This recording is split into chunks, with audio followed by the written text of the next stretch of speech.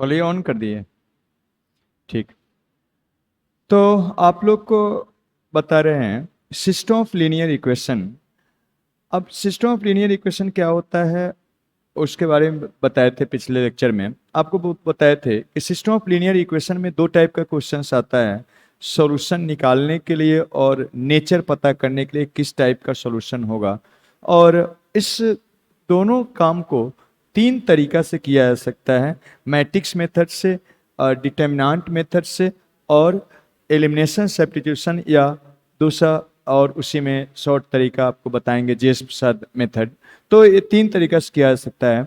तो पिछले लेक्चर में मैट्रिक्स मेथड से कैसे करते हैं आपको सिखाए थे, और डिटर्मिनेंट्स मेथड से या क्रैमर्स रूल उसी को बोलते हैं, उससे सॉल्यूशन कैसे निकालते हैं वो बताए थे। नेचर ऑफ सॉल्यूशन कैसे निकालते हैं उसको आगे बढ़ाते हैं कि nature of solution determinant method से कैसे निकालते हैं या क्रैमर्स रूल से कैसे निकालते हैं। तो इस पर आगे बढ़ते हैं। Finding nature of solution, nature of solution of system of linear equation by determinant method, determinant या क्रैमर्स रूल, डिटर्मिनेंट मेथड, यही आपको बताने जा रहे हैं। तो क्या करिएगा, इसमें डिटर्मिनेंट मेथड से आपको नेचर पता करना है। तो ये फर्स्ट मान लेते हैं, फर्स्ट टाइप का है। तो अगर सिस्टम ऑफ लीनियर इक्वेशन जो भी दिया हुआ है तो सबसे पहले डेल्टा निकालना आपको सिखाए हैं। तो फाइंड कर लीजिए क्या, डेल्टा। डेल्टा निकाल लीजिए। अगर डेल्टा का वैल्यू अगर डेल्टा का वैल्यू जीरो नहीं है, डेल्टा का वैल्यू जीरो नहीं है, डेल्टा जीरो के बराबर नहीं है, तो बाकी डेल्टा निकालने का जरूरत नहीं है। तो उस केस में यूनिक सॉल्यूशन हो जाता है। इस केस में क्या होता है, यूनिक सॉल्यूशन होता है। और अगर सॉल्यूशन फाइंड करना है, वो यूनिक सॉल्यूशन फाइंड करना है, एंड सॉल्यूशन अगर फाइंड करना है तो उसके लिए आपको बताए थे फाइंड सॉल्यूशन कैसे। तो x का वैल्यू क्या होता है, x by delta, x by delta, पिछले लेक्चर में बताए हैं, बाई डेल्टा। y क्या हो जाता है, डेल्टा y बाई डेल्टा, और z क्या हो जाता है, डेल्टा z बाई क्या, डेल्टा। ऐसे x y z का सॉल्यूशन निकल जाता है। लेकिन सॉल्यूशन क्या होगा, यूनिक सॉल्यूशन होगा। और अगर डेल्टा का वैल्यू जीरो नहीं है तो बाकी डेल्टा निकालने का जरूरत नहीं है, सीधा यूनिक सॉल्यूशन आपको पता चल जाएगा। लेकिन सॉल्यूशन निकालने के लिए सभी डेल्टा निकालना पड़ेगा। अगर 3 अननोन का इक्वेशन है तो 4 डेल्टा बनेगा, 2 अननोन का इक्वेशन है तो 3 डेल्टा बनता है। ये आपको सिखाए थे। अब अगर मान लीजिए डेल्टा जीरो नहीं है तो एक कहानी है, यूनिक सॉल्यूशन हो जाएगा। लेकिन अगर डेल्टा जीरो हो गया तो बाकी डेल्टा भी निकालना होगा। डेल्टा अगर जीरो हो गया, if delta is equal to zero, तो बाकी डेल्टा भी क्या करना पड़ेगा, निकालना पड़ेगा। बाकी डेल्टा आप निकालते हैं, डेल्टा निकाले जीरो है तो बाकी डेल्टा क्या, delta x, delta Y, delta Z, वो निकालते हैं अगर वो भी जीरो होता है। If delta x, delta Y, delta Z, ये सब का सब भी क्या है, जीरो है। तो मीन्स डेल्टा भी जीरो, बाकी सभी डेल्टा भी जीरो, तो इनफिनिटी मेनी सॉल्यूशन होता है। तो इस केस में क्या होता है, इनफाइनाइट सॉल्यूशन होता है, इनफाइनाइट सॉल्यूशन होता है, इनफिनाइट सॉल्यूशन होता है। लेकिन एक एक्सेप्शन है जो आपको मैट्रिक्स मेथड में बताए थे। बट इफ ऐसा हो जाए, a1 ai divided by a j and bi divided by क्या, bj, ci divided by cj, या आपका di डिवाइडेड बाई क्या, dj। ये वाला इक्वल है लेकिन a इक्वल नहीं है। तो ऐसा होता है तो नो सॉल्यूशन हो जाता है। मतलब इसका मतलब होता है उसमें से वो प्लेन को रिप्रेजेंट करता है, दो प्लेन क्या हो गया, पैरेलल हो गया। दैट मीन्स टू प्लेन्स, वो प्लेन को रिप्रेजेंट करता है, planes are parallel, are parallel. तो क्या होता है, then no solution, no solution होता है। ये एक एक्सेप्शन है, ये ध्यान रखना है। होता वही है, लेकिन कभी भी ऐसा अगर आ गया तो मीन्स उसका मतलब होता है दो प्लेन पैरेलल हो गया, और दो प्लेन पैरेलल होगा तो उसका सॉल्यूशन नहीं होता है, मीन्स नो सॉल्यूशन का केस हो जाएगा। और इस केस में इनफाइनाइट सॉल्यूशन अगर निकालना है तो निकालने का तरीका बताए थे। ये इसमें तो सीधा इस फॉर्मूला से निकाल सकते हैं, लेकिन अगर इनफाइनाइट सॉल्यूशन निकालना है तो हम लोग क्या करते हैं, जेड को मान लेते हैं क्या, समथिंग लैम्डा या टी, और उस इक्वेशन में रख के एक्स वाई के लिए क्या करते हैं, सोल्व कर लेते हैं। And for solution, for solution अगर सॉल्यूशन निकालना है, सॉल्यूशन निकालना है तो क्या करिएगा आप, ऐसा कर देंगे, पुट कर दीजिए, मान लीजिए let Z is equal to क्या, लैम्डा, जहां लैम्डा कहां से बिलोंग करता है, रियल से। Then then find find X and Y in lambda. कैसे हम लोग देखे थे, पिछले लेक्चर में बताए थे, फिर आगे आएगा प्रॉब्लम तो आपको बताएंगे। तो इनफाइनाइट सॉल्यूशन के लिए ऐसे करते हैं। दूसरा बात, अब अगर दूसरा बात अगर डेल्टा निकालते हैं जीरो होता है, लेकिन जो delta x, delta Y, delta Z है, इसमें से कम कोई एक जीरो नहीं होता है, तो नो सॉल्यूशन। तो यहां से if at least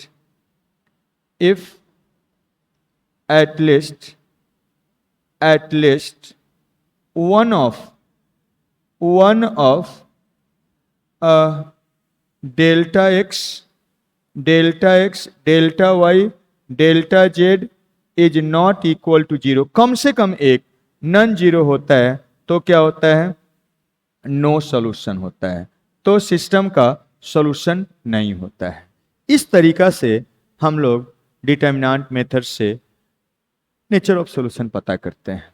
ये तरीका हो गया। और एक बात है, देखिए, जब इनफाइनाइट सॉल्यूशन होता है तो उस केस में ये जो एक्स वाई जेड का वैल्यू एक दूसरे पर डिपेंडेंट होता है, क्योंकि आप लैम्डा मान के लैम्डे के टर्म में सारा आएगा, तो लैम्डा चेंज होगा तो सब चेंज होगा। मतलब इसमें सॉल्यूशंस क्या होता है, एक दूसरे पर डिपेंडेंट होता है।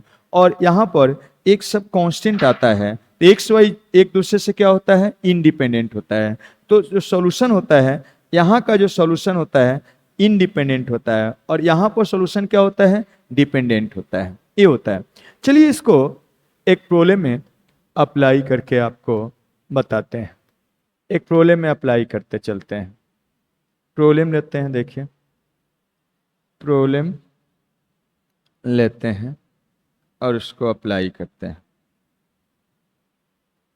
इसको प्रॉब्लम ले आते हैं।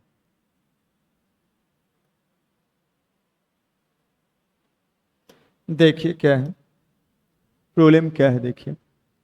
कहा गया the value of lambda and mu for which the system of equation this unique solution, no solution, infinity many solution, then find the correct answer for each type of solution.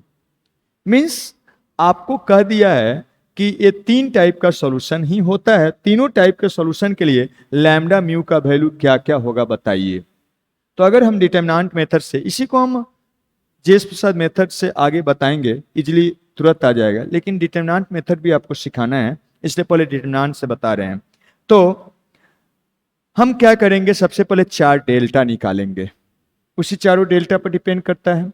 तो चारों delta निकालिए। क्या है equation, देखिए पहले equation लिख देते हैं।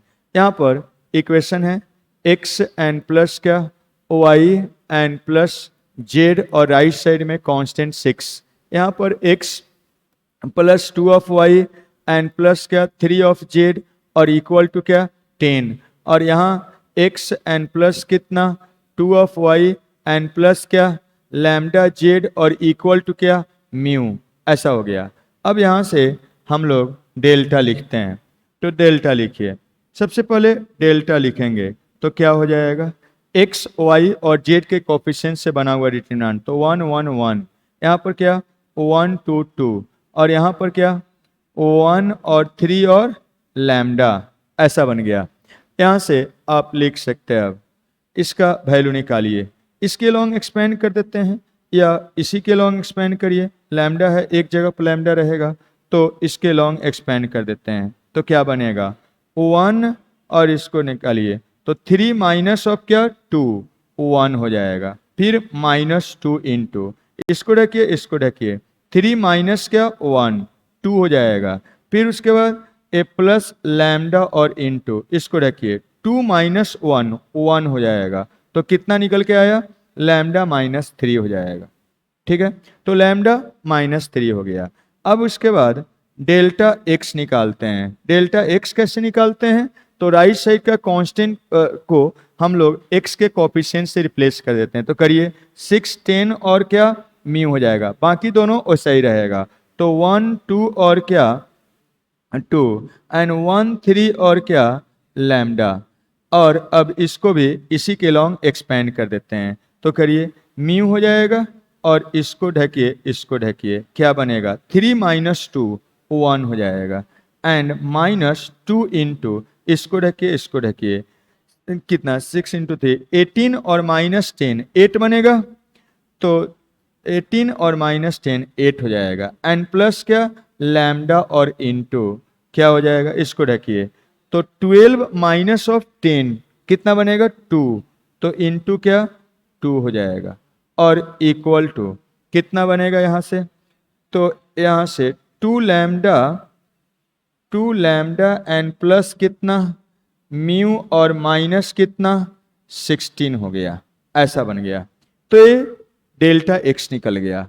अब क्या करते हैं, डेल्टा हम लोग निकालते हैं, डेल्टा एक्स निकल गया, डेल्टा वाई निकालते हैं, डेल्टा वाई निकालते हैं। डेल्टा वाई क्या होगा, वाई के कोफिशिएंट को कांस्टेंट टर्म से रिप्लेस कर दीजिए, तो करिए देखिए क्या बनेगा 1 1 1, और यहाँ पर क्या इसको रिप्लेस कर दीजिए, तो 6 10 और क्या यहाँ म्यू हो जाएगा, और ए वैसा ही रहेगा, तो 1 3 लैम्डा हो जाएगा। इसका वैल्यू निकाल लेते हैं। अब क्या बनेगा देखिए, निकालिए इसको, इसी के लॉन्ग एक्सपेंड करते हैं, तो बनेगा 1 और इसको ढकिए 18 माइनस 10 8 हो जाएगा, एंड फिर माइनस म्यू इंटू, इसको ढकिए, तो 3 माइनस 1 2 हो जाएगा, 3 माइनस 1 2 बनेगा, एंड फिर प्लस ए लैम्डा और इंटू, इसको ढकिए, तो 10 माइनस 6 कितना हो जाएगा 4 हो जाएगा, 4 हो जाएगा, तो बनेगा कितना, तो 4 लैम्डा -2 म्यू एंड प्लस क्या 8 हो जाएगा।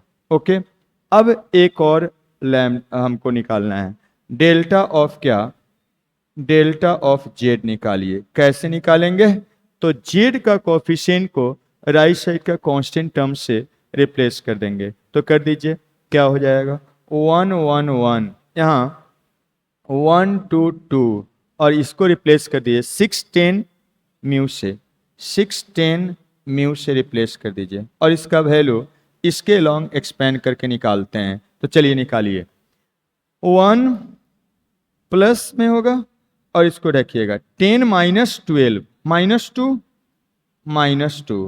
-2 इंटू, इसको ढकिए 10 माइनस 6 4 हो जाएगा, एंड प्लस म्यू इंटू क्या हो जाएगा, तो 2 1 हो जाएगा, तो ये बचा कितना म्यू और -8 -10 हो जाएगा, ऐसा बन गया। तो हम लोग सभी डेल्टा निकाल लिए। अब कहानी स्टार्ट करते हैं। ये डेल्टा आ गया है, डेल्टा का कहानी हो गया। अब क्या कहा जा रहा है, यूनिक सॉल्यूशन के लिए, तो फॉर यूनिक सॉल्यूशन, फर्स्ट में यूनिक सॉल्यूशन के लिए क्या होना चाहिए बताइए। यूनिक सॉल्यूशन के लिए, for unique solution delta delta zero नहीं होना चाहिए, बाकी डेल्टा कुछ भी हो सकता है, उससे कोई अंतर नहीं पड़ता है। यूनिक सॉल्यूशन के लिए डेल्टा खाली जीरो नहीं होना चाहिए। तो डेल्टा पर जाते हैं, यही डेल्टा है। क्या होना चाहिए यहां से, लैम्डा माइनस 3 जीरो नहीं होना चाहिए। इसका मतलब लैम्डा का वैल्यू 3 नहीं होना चाहिए। म्यू कुछ भी हो सकता है, खाली लैम्डा में रिस्ट्रिक्शन है। तो and mu can be any real number. तो इसका आंसर क्या हो जाएगा, इसका आंसर क्या हो जाएगा, देखिए लैम्डा 3 नहीं और म्यू कोई भी रियल नंबर, तो ए हो जाएगा, इसका आंसर हो जाएगा ए। अब चलिए दूसरा क्या आप देखे थे, उस पर आते हैं। पी उसके बाद क्यू में। क्यू में क्या है, no solution. No solution, for no solution, no solution के लिए क्या होना चाहिए, डेल्टा जीरो एंड बाकी डेल्टा में से कोई भी एक क्या होना चाहिए, नॉन जीरो। डेल्टा डेल्टा क्या हो जाना चाहिए, जीरो। एंड साथ में डेल्टा एक्स, डेल्टा वाई और क्या, डेल्टा जेड, इस तीनों में से कम एक क्या होना चाहिए, नॉन जीरो। यही कहानी है। तो चलिए आइए देखा जाए। डेल्टा जीरो, डेल्टा जीरो से यहां से आएगा, नॉन जीरो से यही आएगा। तो डेल्टा जीरो से लैम्डा का वैल्यू क्या हो जाएगा, 3। ठीक है, अब आइए लैम्डा का वैल्यू 3 आ गया, तो अब इस पर आइए, ये कितना बन के निकल के आएगा, डेल्टा एक्स। देखिए लैम्डा का वैल्यू हम लोग 3 ले लिए, तो डेल्टा यही है, 3 है, डेल्टा है वो। यहां पर आइए, डेल्टा एक्स यहां है, तो लैम्डा अगर 3 ले लीजिएगा तो 6 म्यू माइनस 10 हो जाएगा। ये देखिए यहां पर ये क्या बनेगा, म्यू माइनस 10। इसको बनाइए, डेल्टा वाई निकालिए, यहां है लैम्डा का वैल्यू क्या लेना है, 3, तो ये 12 हो जाएगा। और ये 12 एंड प्लस 8 कितना होगा, 20 माइनस 2 म्यू, 2 कॉमन लेके 10 माइनस म्यू हो जाएगा। ये 2 इंटू 10 माइनस क्या, म्यू बना। यहां देखिए यहां पर ये म्यू माइनस 10 ही है, म्यू माइनस क्या 10 ही है, तो सब तो सेम ही है। क्या है, ये जीरो होने से, डेल्टा जीरो होने से लैम्डा का वैल्यू 3 आ गया, क्योंकि डेल्टा यही है, डेल्टा डेल्टा डेल्टा यहां है, यही है, रख दिए हैं। अब इसको 3 होना चाहिए और इसमें से कम एक नॉन जीरो होना चाहिए, कम से कम एक नॉन जीरो होना चाहिए। तो तीनों तो सेम एक्सप्रेशन है, तो इसका मतलब म्यू का वैल्यू 10 नहीं होना चाहिए। तो यहां से निकल के आया लैम्डा का वैल्यू 3 एंड म्यू का वैल्यू क्या, 10 नहीं होना चाहिए। नहीं तो 10 होगा तो सब जीरो हो जाएगा, कम से कम एक नॉन जीरो होना चाहिए, तो 10 होना चाहिए, 10 नहीं होना चाहिए म्यू का वैल्यू। तो देख लीजिए कौन सा ऑप्शन हो जाएगा, डी हो जाएगा, इसका आंसर हो जाएगा डी, इसका आंसर हो जाएगा D.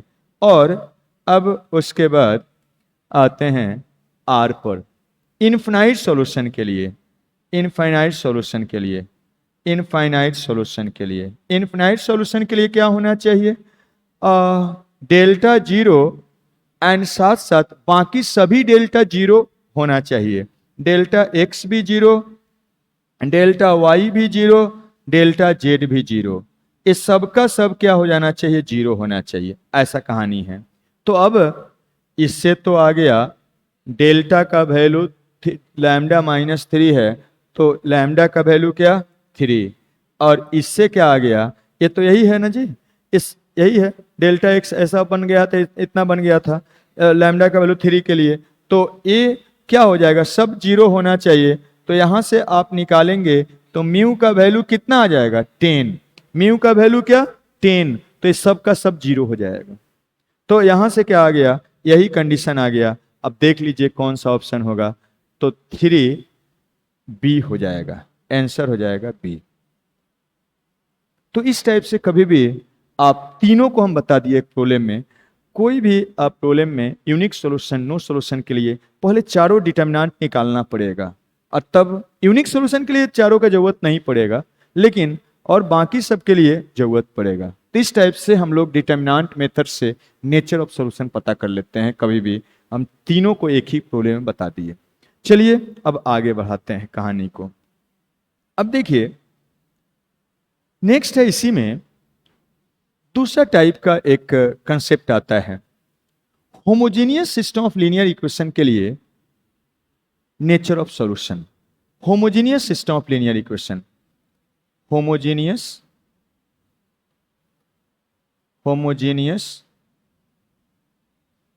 System of linear equation. और homogeneous system of linear equation कैसा होगा? तो a1 of x and b1 of y and c1 of z equal to 0, a2 of x and b2 of y and c2 z equal to क्या? 0, a3 of x and b3 of y and c3 of z equal to क्या? 0।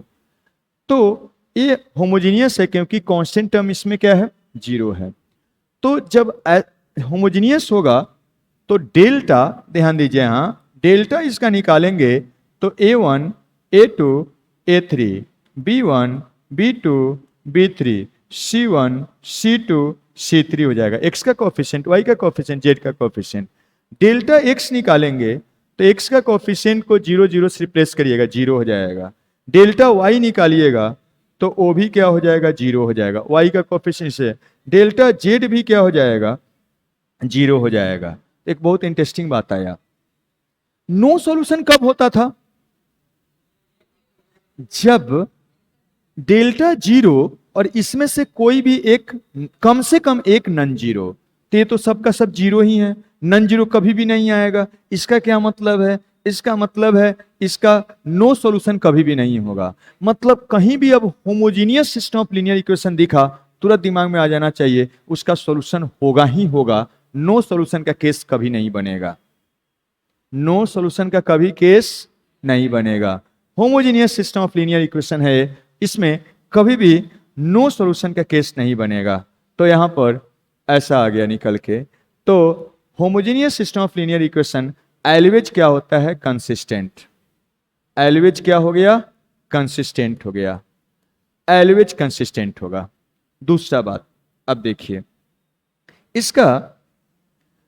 इसका solution हम लोग बोलते हैं trivial solution. Trivial का मतलब होता है कि 0 0 सॉल्यूशन, मीन्स x का वैल्यू भी 0, y का भी वैल्यू 0 और z का भी वैल्यू 0, केवल 0 0 सॉल्यूशन। तो हम लोग बोलते हैं कि वो क्या है? Trivial solution.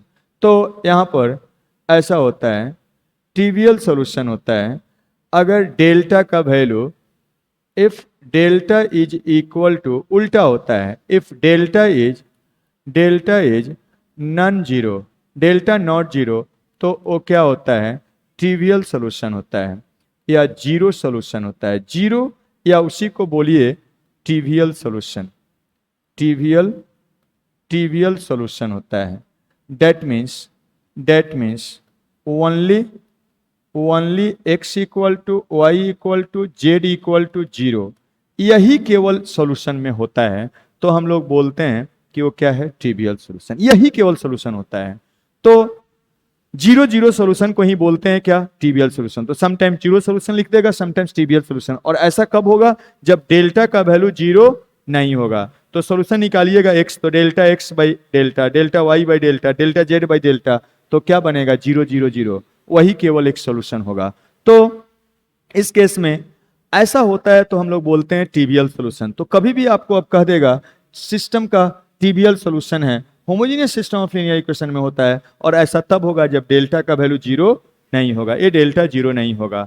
दूसरा केस में देखिए, अगर ऐसा है, इफ डेल्टा 0 के बराबर आ गया, ये जो डेल्टा है 0 के बराबर हो गया, तो यहां पर हम लोग बोलते हैं कि non zero solution, non zero या इसी को कहते हैं non trivial solution, non trivial solution, non trivial solution. इसका मतलब ये होता है 0 0 तो होगा ही, 0 0 भी सॉल्यूशन होगा। आप देख सकते हैं 0 0 हमेशा सेटिस्फाई करेगा। एक्स वाई जेड का 0 0 रखिए, कुछ भी ए बी सी रहे, डेल्टा रहे, सेटिस्फाई करेगा ही करेगा।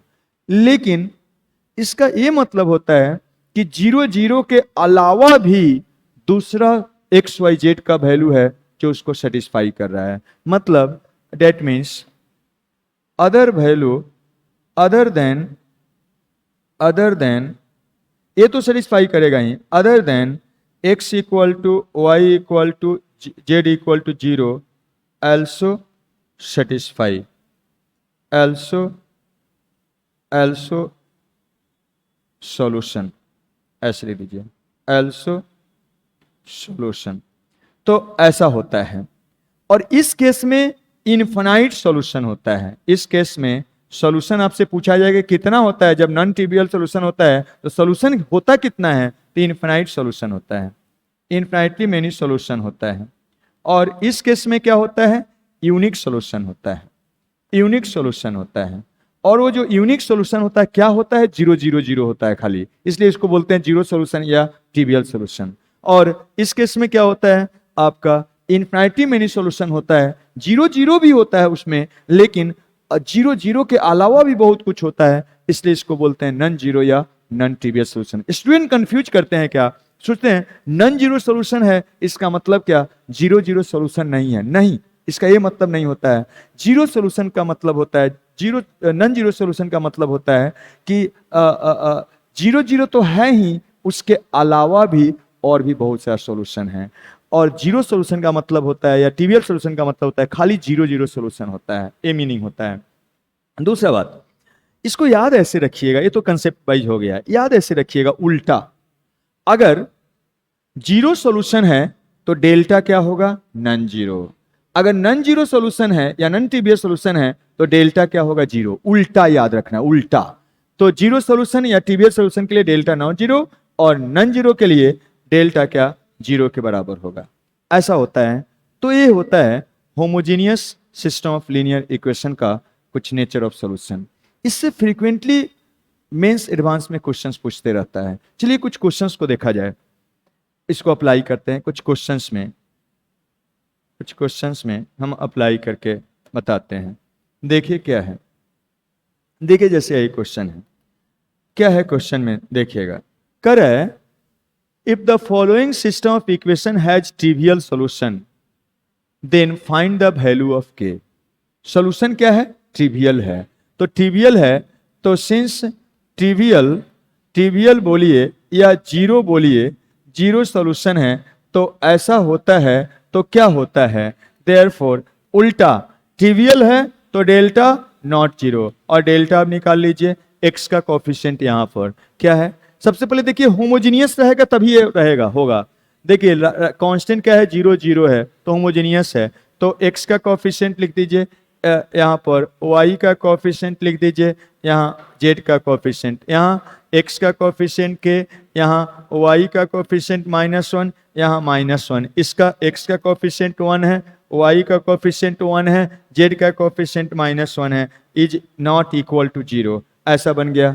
अब यहाँ इससे k निकाल लेना है, किसी के लॉन्ग एक्सपेंड कर देते हैं, सिंपल है तो फिर 0 बनाने की जरूरत नहीं है, इसी के लॉन्ग एक्सपेंड कर लीजिए। चलिए तो क्या बनेगा, +1 और इसको ढकिए, प्रिंसिपल माइनस सेकेंडरी, तो 1 माइनस माइनस +2 हो जाएगा, ठीक है, and minus minus minus plus के हो जाएगा, और इसको ढकिए, तो ए प्रिंसिपल माइनस सेकेंडरी, माइनस के एंड माइनस माइनस +1, तो माइनस के प्लस क्या 1 हो गया, फिर उसके बाद माइनस ऑफ 1 और इसको ढकिए, प्रिंसिपल माइनस सेकेंडरी, तो के माइनस माइनस प्लस के हो जाएगा, तो के प्लस क्या 1 हो गया, इज नॉट इक्वल टू 0। और यहाँ से अब आप लिख सकते हैं कितना बनेगा, ये के मल्टीप्लाई कर दीजिए, तो ए वाला इधर लिखिए 2 और ए क्या हो जाएगा -k², और ए वाला प्लस ऑफ क्या के, और यहाँ क्या हो जाएगा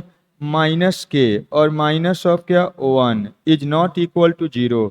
यहाँ से आप लिख सकते हैं -k प्लस के कैंसिल, और यहाँ से आ जाएगा अब आपका k² is not equal to, उधर कर लीजिए और इधर क्या 1, तो k² नॉट इक्वल टू 1, मतलब k का वैल्यू नॉट इक्वल टू +-1। तो k का वैल्यू प्लस या -1 को छोड़ के कुछ भी सिस्टम में रखेंगे तो उस सिस्टम का सॉल्यूशन नॉन जीरो आएगा, मतलब केवल 0 0 x y z का वैल्यू केवल 0 0 ही आएगा, यूनिक सॉल्यूशन आएगा, दूसरा कुछ नहीं। तो ये मतलब हो गया।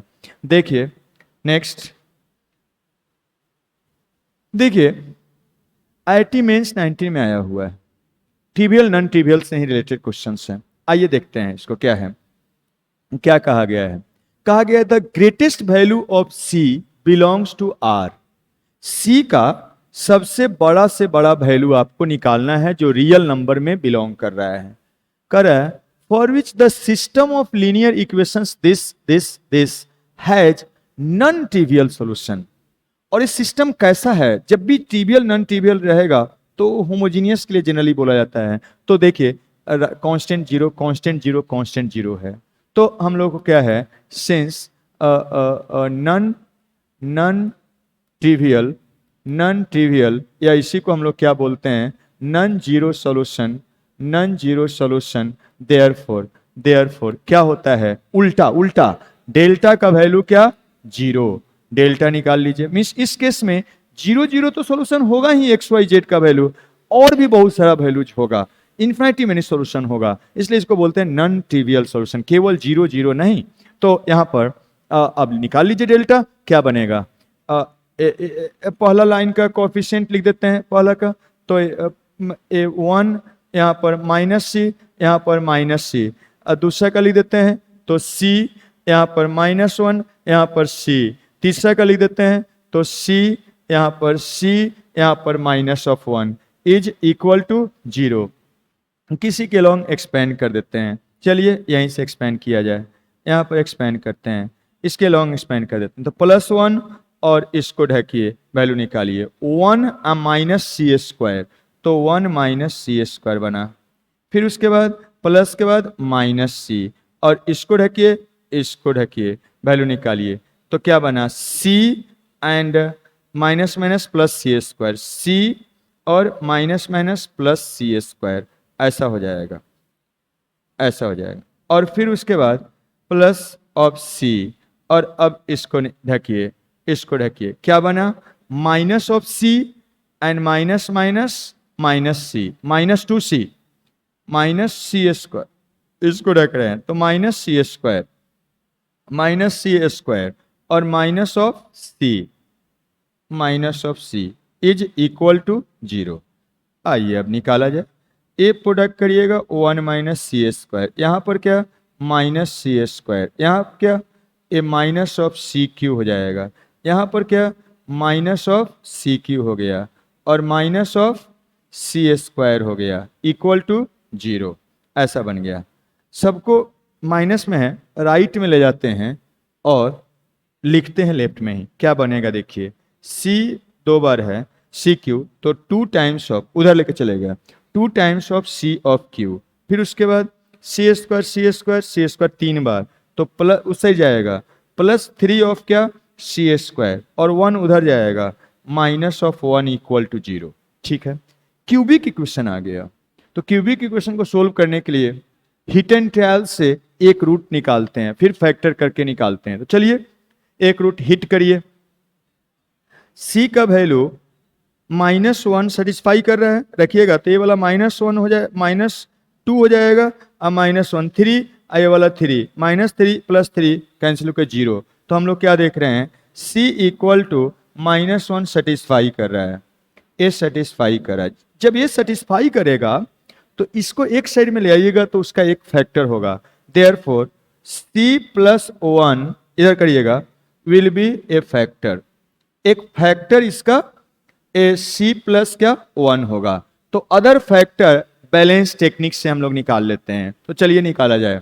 देखिए यहाँ पर सी प्लस वन लिख दीजिए, फैक्टर ए है, अब यही होना चाहिए, इसको बैलेंस करिए। उसके लिए क्या मल्टीप्लाई किया जाए कि इतना आ जाए, वो देखिए, तो मल्टीप्लाई करिएगा टू सी स्क्वायर, तो देखिए two C square into C, three C cube आ जाएगा, वो बैलेंस हो गया। अब इसको मल्टीप्लाई करिए तो टू सी स्क्वायर हो जाएगा, लेकिन लाना है क्या थ्री सी स्क्वायर, तो एक और सी लिखते हैं ऐसे, यहाँ पर इसको और लिखिए, यहाँ का टू सी स्क्वायर, एक और सी स्क्वायर चाहिए, तो इसमें क्या मल्टीप्लाई करना होगा सी, तो ए सी स्क्वायर, यहाँ का टू सी स्क्वायर, 3c² हो जाएगा। लास्ट वाला, अब देखिए यहाँ पर प्लस सी आ गया, क्या यहाँ सी है? नहीं है, तो बैलेंस करना होगा। फिर c+1 लिखेंगे, यहाँ का c नहीं होना चाहिए तो यहाँ माइनस सी लेना होगा, तो माइनस ले लिए, माइनस सी प्लस सी यहाँ का कैंसिल, तो बचेगा -1, यहाँ भी -1, बैलेंस हो गया। फायदा क्या होता है ऐसा करने से? सभी टर्म में c+1 हो गया, कॉमन हो जाएगा। तो अब यहां से हमारे पास आ गया c+1 और 2c² plus c -1 is equal to क्या? 0। यहां से अब इसका फैक्टर कर लीजिए, तो इसको फैक्टर करिए, 1 है, यहाँ कुछ नहीं है तो 1 है, और इसको मल्टीप्लाई करिएगा तो कितना बनेगा? -2 होगा। इसको प्रोडक्ट करने पर इसको लिख सकते हैं 2 और -1 का सम, दोनों का प्रोडक्ट इतना के बराबर है और सम ऐसा है, तो इसका फैक्टर हो जाएगा c+1, और इसको आप फैक्टर करिएगा तो आएगा 2 इंटू एक फैक्टर cn प्लस 2 बाई क्या? 2, और दूसरा फैक्टर हो जाएगा c और -1 बाई क्या? 2, और दिस इज इक्वल टू क्या? 0। तो यहाँ से अब देखिए ये वाला फैक्टर हो जाएगा क्या? c का वैल्यू निकालिएगा यहाँ से, तो -1 और इससे क्या? 1/2। आपको क्या पूछा जा रहा था? c का ग्रेटेस्ट वैल्यू, तो इसमें 3 वैल्यू आया, 2 तो बराबर है, यही क्या है? ग्रेटेस्ट है, तो आंसर क्या हो जाएगा? 1/2 हो जाएगा। ठीक है, इस टाइप से। चलिए आगे बढ़ते हैं, और इससे रिलेटेड एक क्वेश्चन है, उसको देखिए। ये भी IIT मेंस 18 में आया हुआ है। क्या है क्वेश्चन में? देखिए कर है, if the system of linear equations this has non zero solution xyz, then xz/y² is equal to, इसका सॉल्यूशन कैसा है? नॉन जीरो है। तो देखिए क्या है, इक्वेशन लिखते हैं, x plus k of y and plus क्या? 3z इक्वल टू 0 है, और क्या है? 3 ऑफ x प्लस क्या? k of y and -2z equal to क्या? 0 है। ये 2 ऑफ x एंड प्लस क्या? 4 of y minus 3z equal to क्या? 0 है। नॉन जीरो सॉल्यूशन है, तो डेल्टा क्या होगा? 0 होगा। तो सिंस नॉन जीरो सॉल्यूशन या नॉन ट्रिवियल सॉल्यूशन एक ही बात होता है, non zero solution, therefore delta उल्टा नॉन जीरो है तो डेल्टा 0 होगा। और डेल्टा अब लिख दीजिए, क्या बनेगा? x का कोफिशिएंट, y का कोफिशिएंट, z का कोफिशिएंट, x का दूसरे का कोफिशिएंट, y का कोफिशिएंट, z का कोफिशिएंट, x का कोफिशिएंट, y का कोफिशिएंट, z का कोफिशिएंट इक्वल टू क्या? 0 हो जाएगा। अब यहां से किसी के लॉन्ग एक्सपेंड कर दीजिए, इसके लॉन्ग एक्सपेंड कर दीजिए, इसी के लॉन्ग एक्सपेंड करते हैं, k रहेगा एक जगह पर। तो यहाँ से आप क्या करिएगा, यहाँ से आप ऐसा कर लीजिए, इसके लॉन्ग एक्सपेंड करिएगा, या 2 जीरो बना के भी कर सकते हैं, सीधा एक्सपेंड ही कर लीजिए, प्लस माइनस क्या? k, और इसको ढकिए, इसको ढकिए, तो क्या बनेगा? -9 एंड +4 -5 हो जाएगा, ऐसा हो जाएगा, एंड फिर प्लस k इंटू, इसको ढकिए, इसको ढकिए, वैल्यू निकालिए, कितना बनेगा? तो -3 एंड -6 -9 हो गया। फिर उसके बाद देखिए -4, अब इसको ढकिए, इसको ढकिए, वैल्यू निकालिए, कितना बनेगा? -2 एंड -9 -11 इज इक्वल टू क्या? 0। जोड़ लीजिए, कितना बनेगा? 5k और 9k -4k, और यहाँ क्या होगा? प्लस ऑफ कितना? 44 इक्वल टू 0, मीन्स k का वैल्यू कितना निकल के आ गया? k इज इक्वल टू क्या? 11 आ गया। ठीक है, इसको इधर ले आके डिवाइड करिए, तो k का वैल्यू क्या? 11 आ गया। लेकिन आपको क्या कहा गया? देखिए इसमें ये नहीं बोल रहा है कि k का क्या वैल्यू होगा, इसका नॉन जीरो सॉल्यूशन है, वो तो हम लोग अप्लाई कर दिए, वहां से k इसमें एक अननोन है, वो निकल गया। कहा जा रहा है इसका solutions has non zero solution x Y z, तो इसका वैल्यू निकालिए x z by y square is equal to, मतलब इसका सॉल्यूशन निकालना पड़ेगा। एक्स वाई जेड कैसे निकलेगा, सॉल्यूशन निकालना पड़ेगा। और इसका सॉल्यूशन कैसा होगा, infinity many, infinity many. Delta जब जीरो होता है तो सॉल्यूशन कितना, इन्फिनिटी मेनी। और बाकी सब डेल्टा तो जीरो ही होता है, इसमें delta x delta Y delta z निकालिए तो सभी जीरो ही होगा, इसलिए इन्फिनिटी मेनी सॉल्यूशन होगा। और इन्फिनिटी मेनी सॉल्यूशन निकालना है तो आपको बताए हैं, क्या बताए हैं कि आपको मान लेना है लैम्डा का एक जेड का वैल्यू क्या मान लीजिए, लैम्डा या टी कुछ भी मान लीजिए। अब सॉल्यूशन निकालते हैं एक्स वाई जेड, तभी इसका वैल्यू निकलेगा, एक्स वाई जेड निकालना पड़ेगा। तो अब क्या करते हैं, पहले तो k का वैल्यू 11 रख के इस इक्वेशन को देख लेते हैं ये क्या हो जाएगा। ए इक्वेशन क्या हो जाएगा उसको देखिए यहाँ पर। अच्छा वो एक ही बार रखेंगे। अब मान लेते हैं, हम मान लेते हैं लेट इनफाइनाइटली सॉल्यूशन होगा सिंस फाइंडिंग, अब क्या करते हैं finding infinitely many solution, infinitely many solution, many solutions कैसे, उसको निकालने का तरीका भी इसमें हम बता रहे हैं। देखिए क्या करिएगा, अब मान लीजिए कि लैम्डा जेड का वैल्यू क्या है, लैम्डा है, एक वेरिएबल है, पैरामीटर है, चेंज होते रहेगा। जहां लैम्डा कहां से बिलोंग कर रहा है, रियल से। देयरफॉर किसी भी दो इक्वेशन से एक्स और वाई को अब निकाल लीजिए लैम्डा के टर्म में। देयरफॉर ए मान लीजिए फर्स्ट, ए मान लीजिए सेकेंड, और इसको मान लीजिए क्या, थर्ड है। और यहां से आप क्या करिए, x एंड पुटिंग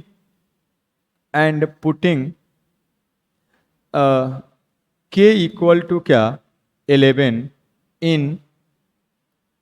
इन दो कोई भी ले लेते हैं, कोई भी दो ले सकते हैं, फर्स्ट और क्या थर्ड ले लेते हैं, कोई भी दो से सोल्व कर लीजिए, फर्स्ट और क्या थर्ड में। तो क्या बनेगा देखिएगा, k का वैल्यू हमको आया हुआ है x एन प्लस 11 और प्लस क्या 11y एंड प्लस क्या 3 लैम्डा, लैम्डा को उधर कर देते हैं, -3 ऑफ क्या लैम्डा। और यहां पर इससे आइए तो 2 ऑफ x एंड प्लस क्या 4 ऑफ y, और यहां पर z के जगह पर क्या लैम्डा रखिएगा तो 3 क्या लैम्डा, उस साइड ले जाइएगा प्लस 3 लैम्डा। दो इक्वेशन दो अननोन x और y को सोल्व करके निकाल लीजिए। तो यहां से सोल्व करिए, क्या करते हैं इसमें 2 मल्टीप्लाई करके इसको क्या करते हैं सब्सट्रैक्ट कर देते हैं। तो यहां से 2 मल्टीप्लाई करिए और घटा दीजिए, इसको मान लेते हैं समथिंग 1 और इसको मान लेते हैं समथिंग 2। तो इसमें 2 मल्टीप्लाई कर दीजिए, तो 1 and 2 into equation 1 and minus क्या 2, क्या निकल के आया देखिए। तो 2 मल्टीप्लाई किया तो x खत्म, 2 मल्टीप्लाई करिएगा 22y, आप उसमें से 4 घटा दीजिए, कितना बना 18y हो जाएगा। राइट साइड का बात देखिए, 2 मल्टीप्लाई करिएगा -3 ऑफ लैम्डा और इसको घटाइएगा -9 ऑफ क्या हो जाएगा लैम्डा, मतलब y का वैल्यू हो जाएगा 18 डिवाइड करिए माइनस लैम्डा बाई क्या 2 हो गया। तो z निकल गया है, y निकल गया लैम्डा के टर्म में, एंड अब x निकाल लेते हैं। तो x निकालने के लिए ऐसा करते हैं, पुट कर देते हैं किसी में, इसी में पुट कर देते हैं। तो या इसमें पुट कर दीजिए, ज़्यादा आसानी से निकलेगा। तो अब देखिए therefore second implies date 2 of x and plus यहाँ पर रखिएगा इसमें, तो माइनस ऑफ 2 लैम्डा होगा, माइनस ऑफ 2 लैम्डा हो जाएगा एंड इक्वल टू 3 लैम्डा होगा। यहाँ से x अब निकाल लीजिए, तो 5 लैम्डा बाई 2 हो जाएगा, तो 5 लैम्डा बाई क्या 2 हो गया, 5 लैम्डा। देयरफॉर इनफाइनाइट सॉल्यूशन इसमें निकल गया। इनफाइनाइट सॉल्यूशन जो होगा, सॉल्यूशन होगा वो क्या होगा देखिए, x equal to 5 lambda by 2, y is equal to minus lambda by 2 और z इक्वल टू लैम्डा हो जाएगा। यही हो गया इनफिनाइट सॉल्यूशन, जहां लैम्डा कहां से बिलोंग करता है, इन्फिनिटी से। मीन्स रियल नंबर कोई भी हो सकता है। तो इसमें अब लैम्डा चेंज करते जाएगा, सोल्यूशन चेंज होते जाएगा। तो इस टाइप से कहीं भी इनफाइनाइट सोल्यूशन निकाला जाता है, ये तरीका बताए थे। और अब इसका आंसर करना है, तो आंसर हमको निकालना है, तो निकाल लीजिए। अब क्या करना है, एक्स जेड डिवाइडेड बाई क्या, वाई स्क्वायर। तो अब लिख लीजिए एक्स कितना है 5, 5 लैम्डा डिवाइडेड बाई क्या 2, जेड कितना है लैम्डा है, और वाई कितना है तो minus lambda by, minus lambda by क्या, माइनस लैम्डा बाई 2 का स्क्वायर। और इसको करिएगा लैम्डा स्क्वायर कैंसिल हो जाएगा ऊपर नीचे, तो बचेगा 5/2 और ऊपर ये जाएगा 2 स्क्वायर, मतलब कितना आएगा निकल के 10 हो जाएगा, 10 हो जाएगा। तो क्या हो जाएगा, डी हो जाएगा। ऐसे करते हैं, ठीक है। तो ये था सिस्टम ऑफ लीनियर। एक और टाइप का क्वेश्चन होता है, उसको बताते हैं। देखिए देखिए समझिए, एक और तीसरा टाइप का है, थर्ड देखिए। Consistency, consistency of three equations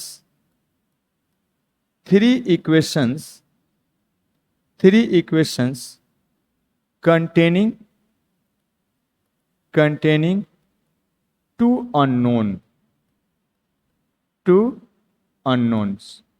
देखिए क्या मतलब है, ऐसा है, अगर a1 of x and b1 of y and equal to c1 है, a2 of x b2 of y and c2 है, और a3 of x and b2 of y b3 of y is equal to c3 है। इस equations में, इस system of linear equations में और इससे पहले में अंतर क्या है? इससे पहले दो इक्वेशन रहता था तो दो ही अननोन, तीन अगर इक्वेशन रहता था तो तीन अननोन। यहां पर क्या है, देखिए दो ही अननोन है, तीन इक्वेशन दिया हुआ है। तो ऐसा system of linear equation consistent होता है, ए कंसिस्टेंट होता है। System of linear equation this ऐसा है, कंसिस्टेंट होगा, कंसिस्टेंट इफ, ये तभी कंसिस्टेंट होता है। दो तरीका है, दो तरीका से किसी तरह। कंसिस्टेंट का मतलब क्या होता है, मीन्स एक्स वाई का ऐसा वैल्यू एग्जिस्ट करेगा जो सिस्टम के तीनों इक्वेशन को क्या करे, सेटिस्फाई करे।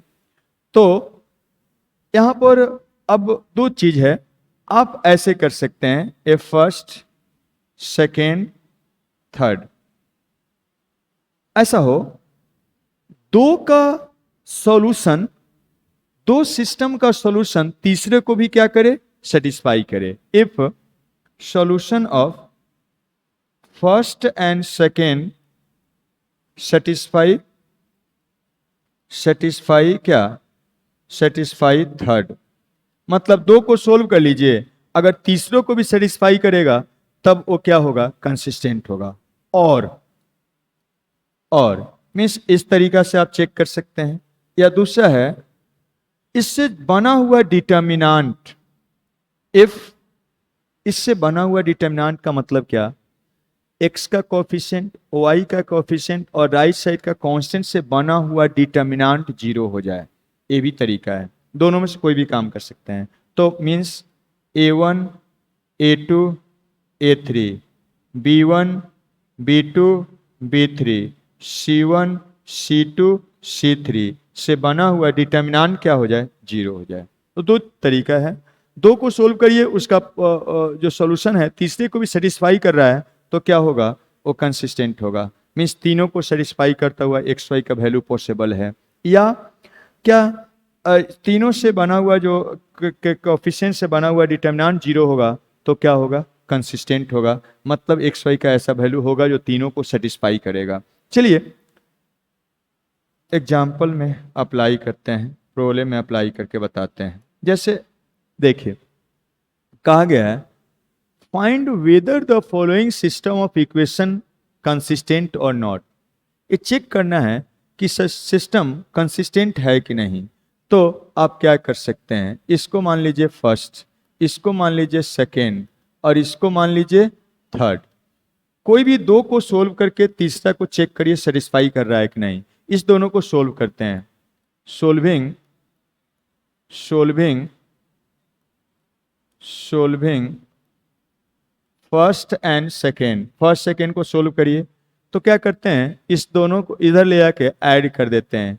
तो वाई वाई खत्म, 3x इज इक्वल टू 3, मतलब x का वैल्यू क्या आ रहा है 1, और x का वैल्यू 1 इसमें रख दीजिए और y निकाल लीजिए। तो y का वैल्यू क्या हो जाएगा 0, ऐसा है। तो 1 0 इसको क्या कर रहा है, सेटिस्फाई कर रहा है, मीन्स इसका सॉल्यूशन है। अब देखते हैं तीसरा कोई सेटिस्फाई कर रहा है कि नहीं। पुट करिए, पुटिंग इन थर्ड में पुट कर लीजिए। तो थर्ड में पुट करेंगे तो क्या बनेगा, रख के देखिए, यहाँ पर 3 हो जाएगा, 0 रखेंगे 0 हो जाएगा, -2 इज इक्वल टू 0। 2 है, नहीं है, नहीं 2 है, नॉट सेटिस्फाई, 0 इक्वल टू 0 नहीं हो रहा है, नॉट सेटिस्फाई। इसका मतलब क्या होगा, देयरफॉर ये सिस्टम क्या है, इनकंसिस्टेंट है। मीन्स एक्स वाई का ऐसा कोई वैल्यू नहीं होगा जो इस सिस्टम के तीनों इक्वेशन को सेटिस्फाई करेगा। Therefore system of linear equation are inconsistent, inconsistent हो जाएगा, इनकंसिस्टेंट हो जाएगा, इनकंसिस्टेंट हो जाएगा,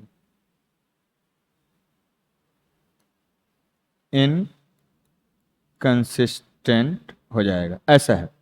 या आप ऐसे निकाल सकते हैं, डेल्टा निकालिए, डे एक्स का कोएफिशिएंट, वाई का कोएफिशिएंट, और कहीं भी ले एक साइड में लिखिएगा, लेफ्ट साइड में ले जाके लिखिए या राइट साइड में ले जाके लिखिए, लेकिन सब एक उसी साइड में होना चाहिए।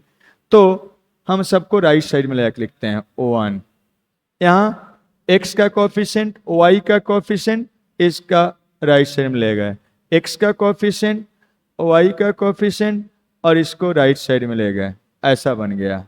और यहाँ से अब इसको देखते हैं कि 0 है कि नहीं। 0 होगा तभी कंसिस्टेंट होगा। तो देखिए इसके लॉन्ग एक्सपेंड कर लेते हैं, तो क्या बनेगा, 1 प्रिंसिपल माइनस सेकेंडरी कितना बना, -2 अब माइनस ऑफ 8 -10 हो जाएगा, ठीक है। -1 इंटू इसको निकालिए, 4 -6 कितना हो जाएगा, तो -2 हो जाएगा। एंड यहाँ पर निकालते हैं 1 और प्रिंसिपल माइनस सेकेंडरी, तो 8 एंड माइनस प्लस 3 हो जाएगा, 11 हो जाएगा, 11 हो गया। तो देखिए कितना बन के आ रहा है, ए प्लस 2 और 13 -3 हो जाएगा। तो हम लोग क्या देख रहे हैं, डी 0 के बराबर नहीं है, इसलिए system of linear equation is inconsistent, और इनकंसिस्टेंट ये क्या है, inconsistent system of linear equation है। इस टाइप से देखिए एक और क्वेश्चन है ऐसा, इससे रिलेटेड क्या है, कह रहा है find the value of K if the following equations this following equation are solvable. Solvable का मतलब क्या हो गया, कंसिस्टेंट, वही मतलब हो गया। सोल्वेबल मतलब क्या, कंसिस्टेंट। तो मीन्स सॉल्यूशन निकल रहा है, तो सॉल्यूशन निकलता है तो होता है तो बोलते हैं कंसिस्टेंट। तो देखिएगा कंसिस्टेंट है, देयरफॉर डी का वैल्यू 0 होगा, डी लिख दीजिए, एक्स का कोएफिशिएंट, वाई का coefficient, constant term right side में ले जाकर लिख दीजिए, 3 हो जाएगा। फिर यहाँ एक्स का कोएफिशिएंट, वाई का कोएफिशिएंट 2 प्लस के, कांस्टेंट को राइट साइड में ले जाकर लिख देते हैं 8। फिर यहाँ पर एक्स का कोएफिशिएंट, वाई का कोएफिशिएंट माइनस ऑफ 1 प्लस के, और यहाँ राइट साइड कांस्टेंट ले जाकर ले देते हैं, तो -2 और प्लस क्या के, ऐसा हो जाएगा। इज इक्वल टू क्या होना चाहिए, 0। अब क्या करिए, आप किसी के लॉन्ग एक्सपेंड करके निकाल लीजिए। यहाँ से आप 2 0 भी बना सकते हैं, 2 0 बना लीजिए, के है बहुत सारा, तो ज़्यादा आसान होगा, सिंपल होगा। तो हम क्या करते हैं, 2 जीरो बनाते हैं। एक तो पहले यहाँ पर जीरो बनाते हैं, इसमें हम क्या करते हैं, इसमें सीधा सब्सट्रैक्ट करते हैं। कॉलम 1 में, कॉलम 2 में क्या करते हैं, कॉलम 2 माइनस कॉलम 1 कर देते हैं, तो ये वाला जीरो हो जाएगा। और इसको भी जीरो बनाते हैं, कैसे, तो कॉलम 3 में क्या करते हैं, तो कॉलम 3 और माइनस क्या, 3 टाइम्स ऑफ कॉलम 1, तो ए वाला भी क्या हो जाएगा, जीरो। तो चलिए बनाते हैं, ए वाला वैसा ही रह जाएगा, 1 प्लस के और 1, इसको इसी में घटा दीजिए तो जीरो हो जाएगा। यहाँ पर इसको घटाइएगा सीधा तो 1 हो जाएगा। यहाँ पर इसको घटाइएगा, माइनस ऑफ 2 एंड माइनस के हो जाएगा।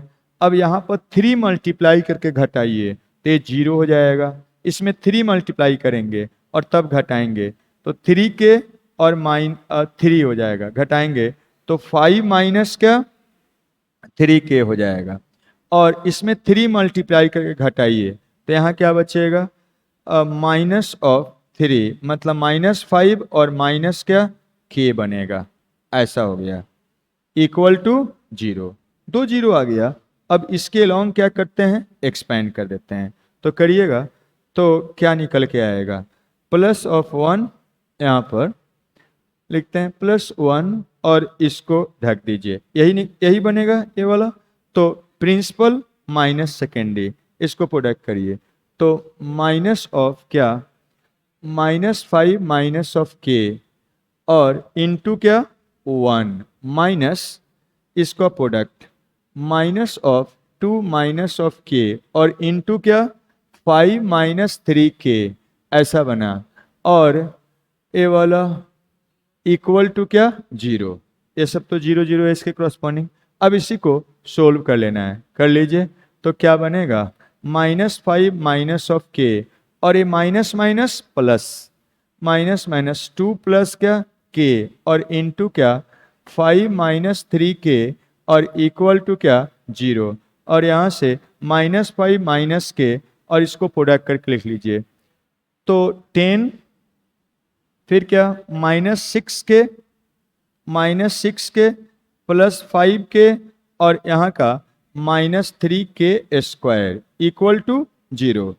अब सिमिलर टर्म को एक जगह ले आइए और उस साइड करके लिख रहे हैं तो 3 के स्क्वायर, इसके बाद यहाँ पर के वाला माइनस ऑफ क्या 7 के एंड 5 के, -2 के उस साइड जाएगा +2 के और कांस्टेंट देख लीजिए यहाँ पर +5 है उस साइड जाएगा -5 हो जाएगा इक्वल टू जीरो। फैक्टर करिए, इसको मल्टीप्लाई करेंगे क्या हो जाएगा, माइनस ऑफ क्या 15 हो जाएगा। और इसको आप लिख सकते हैं 5 और क्या -3, इस दोनों का सम इतना होगा, इसी का प्रोडक्ट ऐसा होगा। तो यहाँ से रूट्स निकालिएगा तो k का वैल्यू आ जाएगा, इसको उधर कर दीजिए -5 एंड डिवाइडेड बाई क्या 3, दूसरा रूट्स निकालिएगा उस साइड करिएगा 3 और डिवाइडेड बाई क्या 3, मतलब क्या आपका k का वैल्यू हो जाएगा -5/3 और क्या 1, ऐसा वैल्यू आपका रूट्स। तो इस टाइप से ए डिटर्मिनेंट का नेचर ऑफ रूट्स से रिलेटेड कंसेप्ट था, इस टाइप से यूज करेंगे। नेक्स्ट लेक्चर में आप लोग को सिखाएंगे geometrical meaning of system of linear equation and दूसरा आप सीखेंगे एलिमिनेशन सब्स्टिट्यूशन से सॉल्यूशन निकालना और फिर जेस प्रसाद मेथड से नेचर ऑफ सॉल्यूशन पता करना। तो उसको आगे नेक्स्ट लेक्चर में देखेंगे मंडे को, ठीक है, जाइए।